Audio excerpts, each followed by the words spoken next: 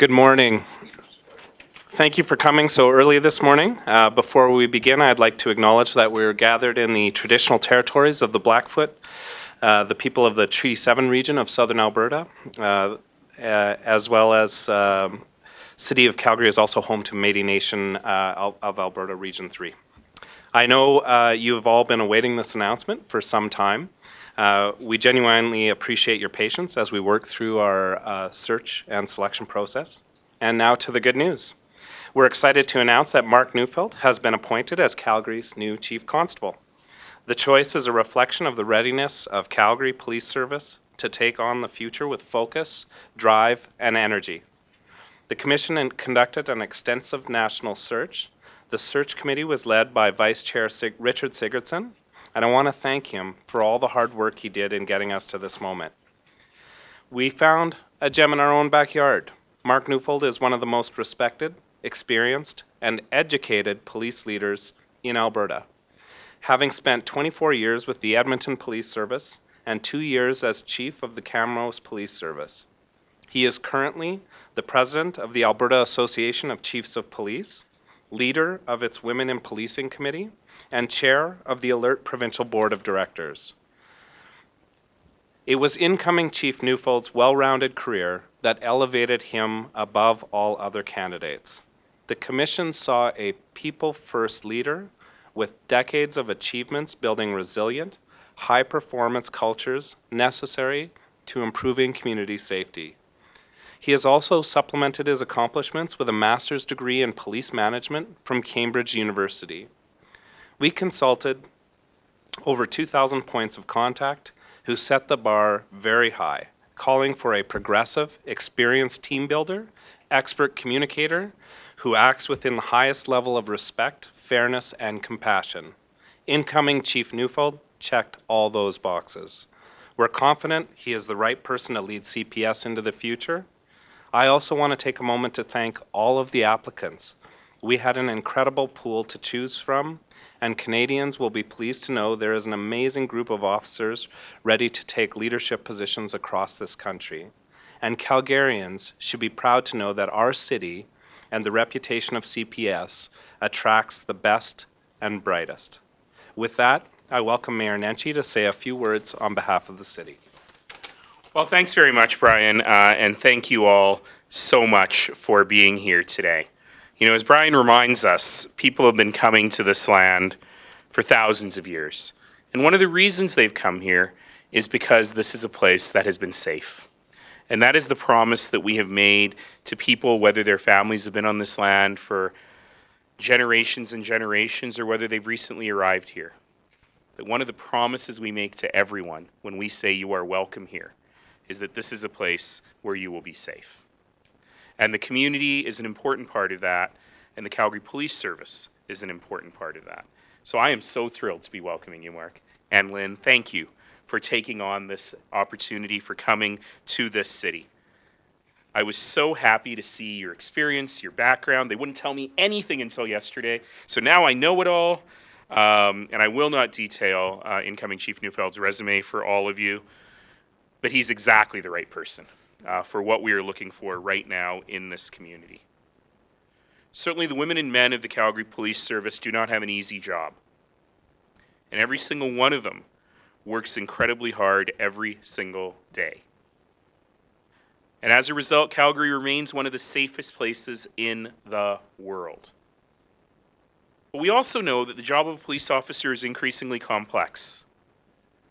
That for us to really understand things like the social determinants of crime, for us to really understand how people end up in a situation where they are either not safe or they are perpetrating crimes on others is much more complicated. So yes, the police have to catch the bad guys and put them in jail. But there are other things as well. And we know, and the Calgary Police Service has always known, how important it is that the police are critical partners in building community, in maintaining trust, in ensuring that every single person in the community feels that the police are their partner, that the police are their friend, that the police are people they can trust, and the police are people that they can go to. This is crucial to the functioning of a society.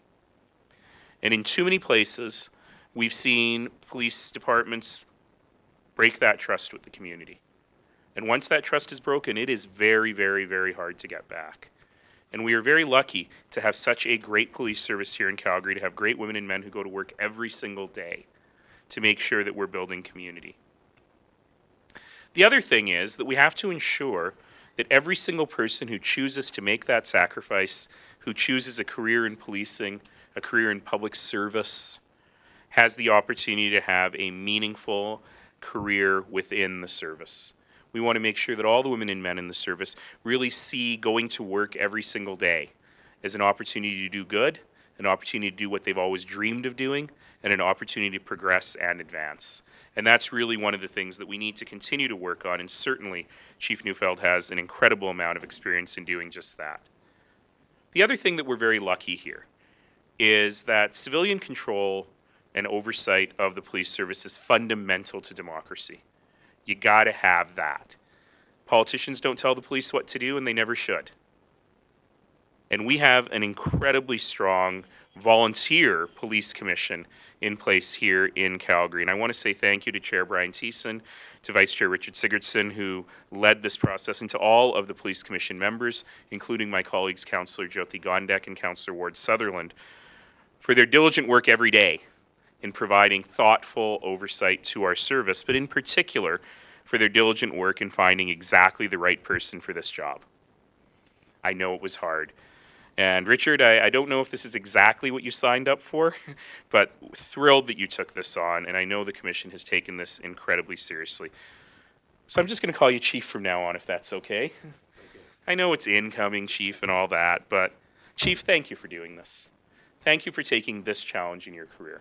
One of the things that I found extraordinary in understanding a little bit of your background is how you continually strive to sharpen the saw, to use your own skills and increase your own skills. And it sounds like the preparation you've done is exactly right for this. You're moving to a great city. You're moving to one of the best places in the world to live. You'll be leading some of the most dedicated public servants anywhere in the world, in the best city in the world. And so we're thrilled to have you here, and I look forward to working with you to make this even better and to make this place even stronger. Congratulations. All right, Brian, back to you. And now I get to introduce the incoming Chief, Mark Neufeld. I want to say welcome to him and his family. Congratulations, Chief. Welcome aboard.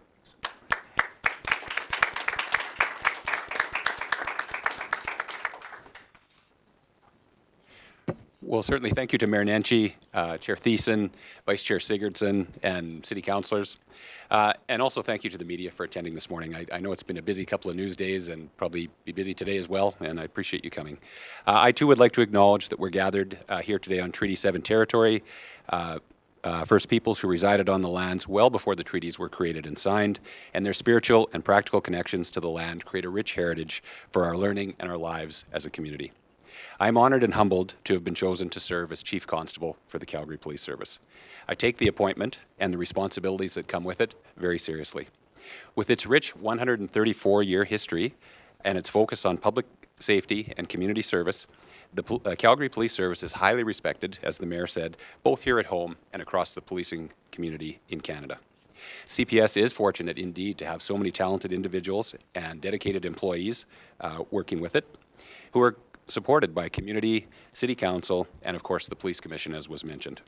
At a foundational level, policing is people business. The CPS delivers very important programs and services to people, the people who live, work, learn, and play here in Calgary, and we deliver that through people, our people.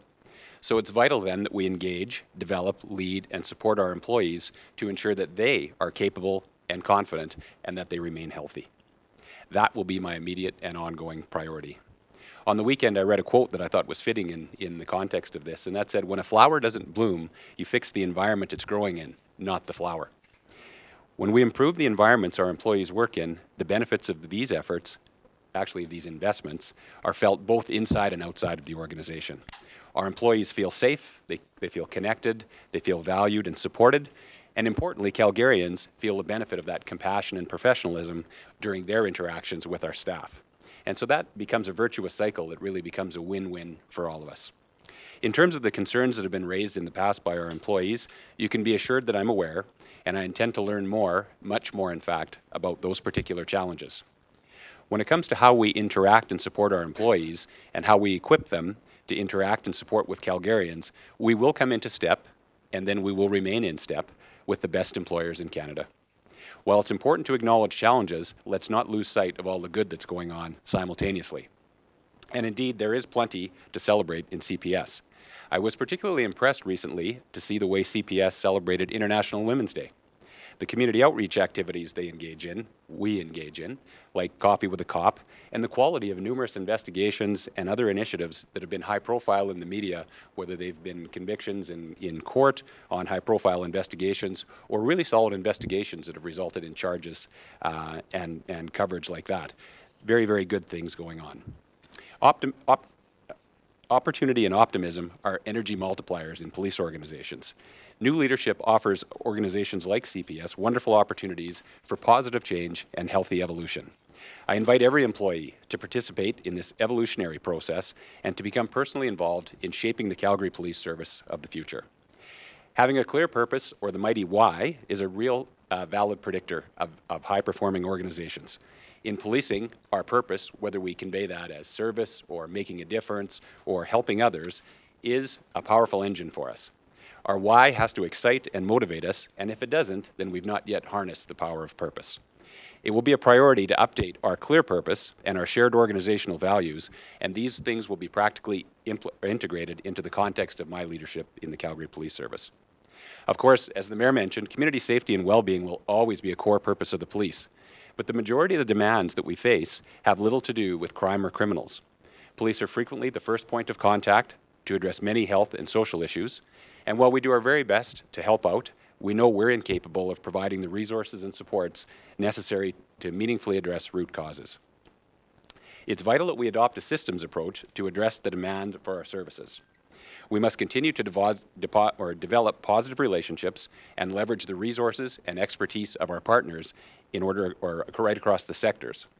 And we as the police must take the steps necessary to connect individuals who are in need of support with the organizations that can provide it. By doing this, we are all committing to a more efficient and effective service or a system that offers better experiences and outcomes, particularly for vulnerable Calgarians and our community generally. I'll wrap up my comments then by reiterating that the Calgary Police Service is an amazing organization, and I'm absolutely thrilled to be joining the team. I offer my sincere gratitude to all the members of the service, both sworn and civilian, for all the work they've been doing and all the work they will continue to do for each other, our organization, and our community.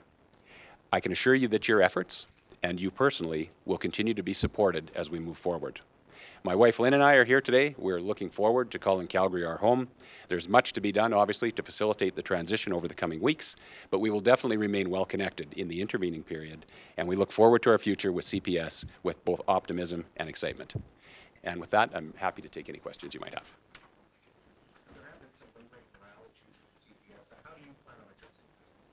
Well, I think I can tell you what it's not going to be. It won't be ping pong tables and latte machines. We're talking about culture change in order to really meaningfully address morale. So I think that goes back to the purpose and the values and getting agreement about what kind of organization we want to have moving forward, and understanding and respecting the diversity in the organization. Again, it's got to be a systems approach to dealing with that. There's no one lever that fixes morale. There's a bunch of different things that a bunch of people have to commit to doing, and commit to doing it over a long period of time that moves that needle and keeps it there. How do you change it? Well, I think to start with, I think we do what I'm talking about here now. We take a people-first approach, and you'll see even yesterday that was the way that we introduced the change yesterday was symbolic in the sense that the first day was with police officers and employees of the Calgary Police Service. So I spent much time yesterday, and I will spend much time in the future getting out and being visible in the service and listening to issues and obviously reacting to issues in that sense. And I think that's a good first step to hear what's going on. As far as some HR reform issues that have been very publicized in the past, how are you going to go ahead and sort of tackle that? It's been a bit of a systemic issue. Yeah, that's a really good question. There has been a whole bunch of things that have been done and continue to be done. So one of the issues for me, obviously, is to get into the organization first and get caught up to where we are in relation to that. But again, it's a system-wide approach, and it's looking at catching up. I believe the commission put forward a 7-point plan that's being worked on, and there's a number of initiatives that are ongoing right now. And unfortunately, I'm not right up to speed with them just yet, but I will be.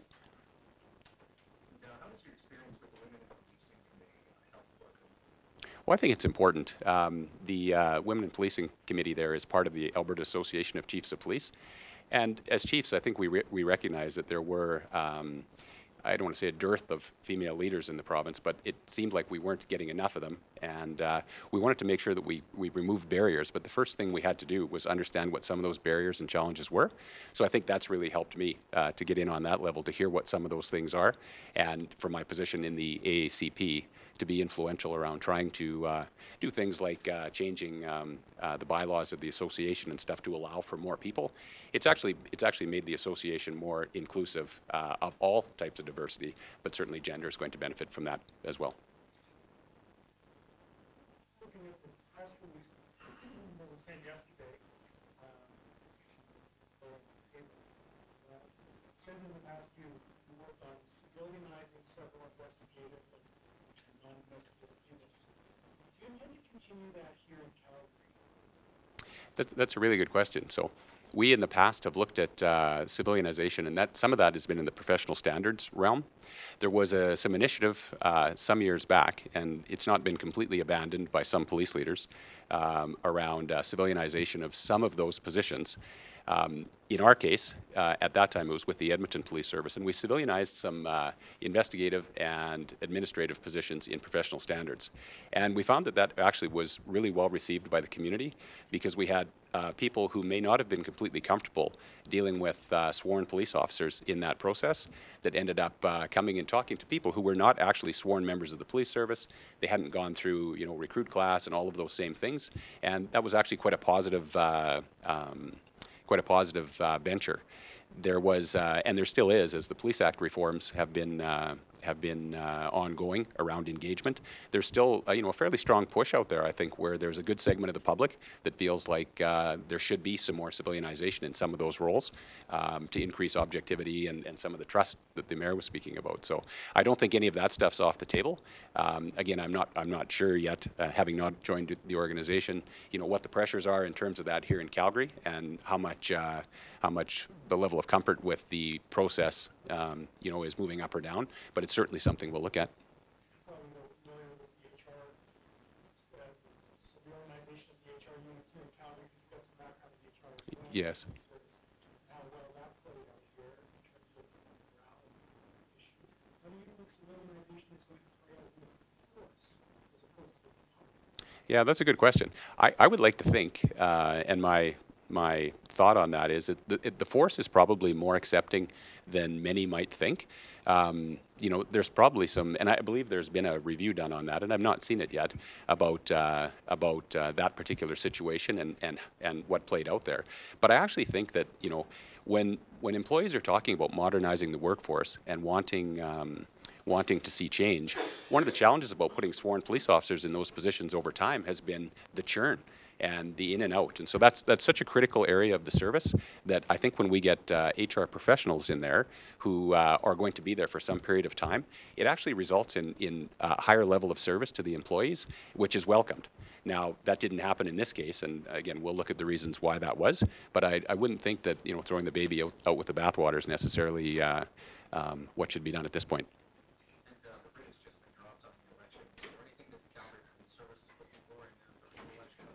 I can't speak on behalf of the Calgary Police Service, not having even joined it yet, but there may be others who might speak about that.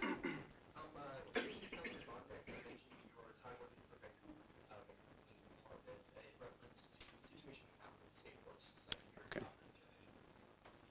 She mentioned that some of your work in Vancouver may benefit tackling that issue. Can you speak a little bit about how your experience with the PD might be beneficial? Well, I guess what I would say is the time that I spent with VPD was quite early on in my career, and it was in the downtown east side.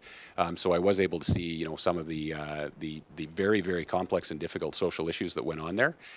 That, of course, was prior to sort of harm reduction and safe consumption sites and that sort of thing. So I haven't seen that particular site operate there, but I do think that, the systems approach that I talk about there, the issues that we see in the Beltline with the safe consumption sites, the evidence says there's lots of good reasons to support safe consumption sites, but I think once we put them into place, we're starting to receive some feedback from them that suggests that there are some consequences, some intended and some not, around where you put them and that sort of thing too. So I think all of those things need to be looked at. The police obviously, as part of the system, can help out with that. We're very concerned about the disorder issues for residents down there as well. But again, I think my time in Vancouver probably just reinforced how significantly complex those issues are and why all sorts of agencies and organizations need to be involved in trying to remedy some of them. What are your thoughts about, some morale issues are based upon the fact of specialized units, staff being forced to move out after a couple of years. What are your thoughts about that, about traffic or whatever, and those kinds of things? Yeah, I had some really great conversations yesterday with a bunch of employees, and as you might not be surprised, some of them were actually impacted by the tenure policy issue there, and so and a lot of them were actually quite positive now. I think sometimes when you get forced out of an area there that you love and you're passionate about, that's never a good thing. But I think the mood yesterday, at least among the folks I talked to, was very balanced about it. I think tenure policies in general, they serve a purpose. There's no question about it.